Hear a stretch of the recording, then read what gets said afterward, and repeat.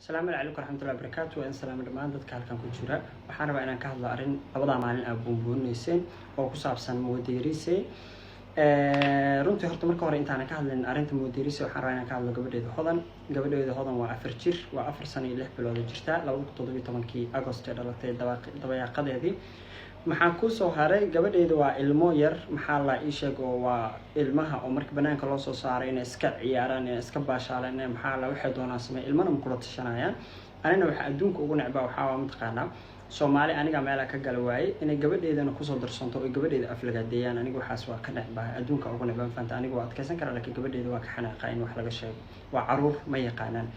anyways hodan iyada rabtay ayada u ordaysay markii tan muddo loo soo gudbo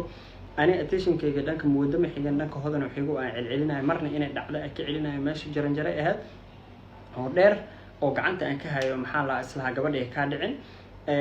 مرنا محل إيش جن زائد وعيارتا عندي دا يوم محل هذا كان كاميرون كل سوى ذا جيدين وحتى أنا دوبتان أنا هذا دوبتان كحيجين محل إيش كسي حلو عيب وقد كان أنا وانقرنا هذا كام فانت anyways مودنا maxaa ku saaray gabar yar oo abti u ahay waay gabar aad u yar waay gabar aan jecel hawaay maxaa ku saaray intaasna markii laga soo gudbo oo hadalkaas oo dhan iska dhaafan ma taqaanaa hadaa u baahan inaad bahdiro dad maxaa la isha aniga aan arkay oo